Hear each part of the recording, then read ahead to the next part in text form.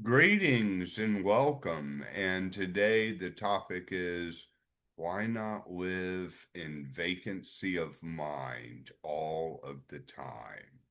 And that is the topic for today. But before I get to that, I want to announce that I have a new book out, Panic Magic by Clint Sabom. You can find it on my website at clintsabom.com, or you can just type in Panic Magic Clint Sabom on Amazon, and there it will pop up. It's a fictional novel about a traumatized magician. And on the one hand, Andre Conscientia wrote the foreword and says it's a guidebook, a manual for the occult, which is true, but it's also a very, very exciting story just from a reading perspective. It is good. I'm getting feedback, people buying the book that have never even heard of Franz Barton or any of this that really love it and say it's doesn't seem like from a first time writer, but from a master storyteller. So definitely check it out. It's not too expensive. And the other thing is, I offer coaching, I offer individual coaching with help, with whatever you're struggling with. Often I coach people through the Barden steps, and yet I also coach people that have mental health issues and other physical issues and things like that. And I can also do a transmission of Akashic energy. And that is always an option too. And those are powerful, even over Zoom meetings. I do Zoom meetings where I can connect with anyone in the world, and I'm getting good results from transmissions. I didn't do it for a while when I first started making videos and getting into this business, but I had one client who insisted I do a transmission. It had a powerful effect on him, and ever since then, I have been doing other transmissions, and they are having um, great success with people. And so I want to offer that as a possibility that may be something too that I can do in a coaching session to help you. So let's get to the topic. Why not live in vacancy of mind all the time? And you might say, well, that's very hard. But I suspect many of you have been able to hold vacancy of mind for a while. I suspect many of you have started to work step one. And in step one, there's also thought observation. And that can begin with certain thoughts coming through your mind, and you may notice the thoughts and even remember the thoughts, and even, want to take notes of the different thoughts and make it very, very complicated. But the key here is thought observation is a gateway into vacancy of mind. It's not the only gateway, but it is a certain gateway. And the goal of that, in my experience, is to feel the thoughts. So you feel the thoughts eventually, where you're not attaching to any thought. You're just watching the thoughts, and then you're feeling them run through you as basically a stream going through your mind. And it's no longer individual thoughts. It's just a feeling sense of the thoughts running. Usually they run in an upward pattern.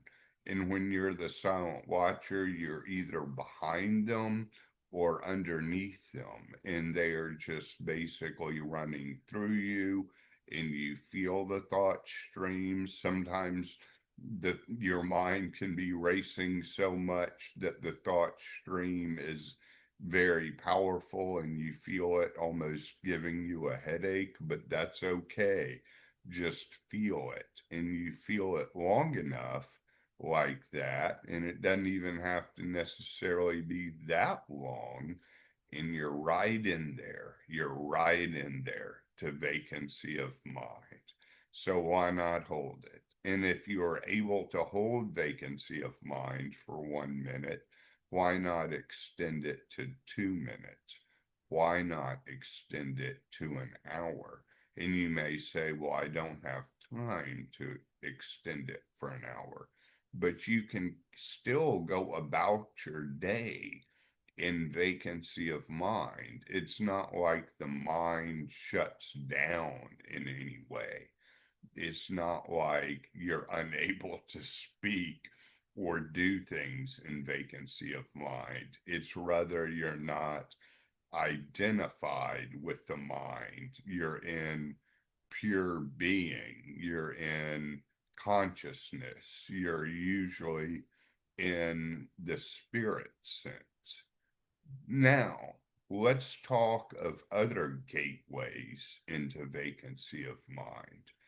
And this gateway I've just described with thought observation, I often call the silent watcher. You can also get there by feeling your body, feeling your inner body, which is what Barden calls the soul or the astral body. Their legs within legs, arms within arms, a torso within torso, and a head within a head. It's the inner body inside of you, and feeling that will take you into the present moment and will shut off your thoughts. It's impossible to feel the inner body and not and have racing thoughts. You can't have two at both times. If you're feeling the inner body, you're not going to have vacant vacant you're not going to have racing thoughts. You're going to have vacancy of mind. And, as I mentioned, the now is another way to get there. Simply being in the presence of the now, which also implies the here.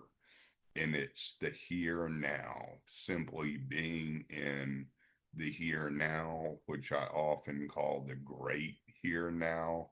And it's another word for God, ultimately. It's another word for the Akasha, the great here now, but you don't even have to call it great. Maybe it's not great because you can't get there, but being in the present moment will take you into the here now. And in the here now, there is stillness, and you are not in your mind, you're in the present moment. So the key is to not get there necessarily through your mind. There is a spirit behind the mind. I often think of the three components that Barden breaks down as the physical, the astral, and the spirit. Or spirit you can call mind, astral you can call soul, but there is the physical. And so I think of often the physical being in front, the soul being within, and the spirit being with behind. So those are ways you can get there. And as I said, why not live in vacancy of mind all the time? All the time. Why not just hold it?